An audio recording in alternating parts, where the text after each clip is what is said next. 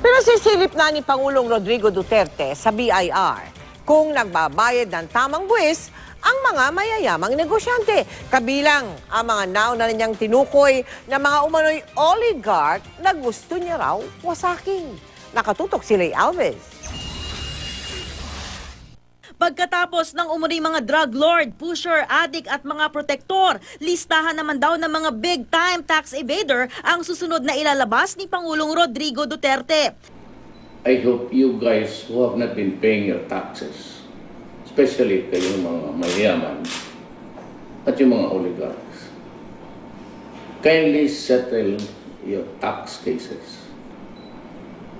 I would hate to read your names in public and maybe authorize your arrest. Yung mga big-time tax evaders. Ipasisilip daw niya kay BIR Commissioner Cesar Dulay ang yaman ng ilang mayayamang individual at kung tama ba ang buwis na ibinabayad nila. Hindi naman daw ito paghihigpit, kundi pagtatama lang sa umunay maling nakagawian na. Ang Makati Business Club wala raw problema sa pagpuntirya ni Duterte sa mga mandarayang negosyante basta't sundin lamang ang batas. Pabor daw sila sa layunin ng pamahalaan na sawatahin ang katiwalian maging sa mga negosyo. Kung malinaw ang ebidensya, siguro karapatan din naman siguro ng gobyerno na gawin yon. Pero sana may sapat na ebidensya at kasunod nun, gawin naman yung tamang proseso.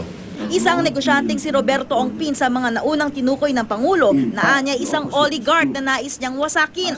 Sa yamang tinatayang $900 million, number 20 si Ongpin sa Forbes list ng 50 Philippines richest noong 2015. Bagamat may temporary restraining order ang Court of Appeals sa desisyon ng Securities and Exchange Commission na patawan ng multang 174 million pesos si Ongpin para sa insider trading daw, di raw mapipigilan nito ang SEC sa pagsasampa ng kasong kriminal laban kay Ongpin. At kahit wala raw violation, di na rin daw ire-renew ng PAGCOR ang kontrata ng PhilWeb, isa sa mga kumpanyang pag-aari ni Ongpin na software provider ng e-games ng PAGCOR. Mapapaso na ang kontrata ng PhilWeb bukas August 10.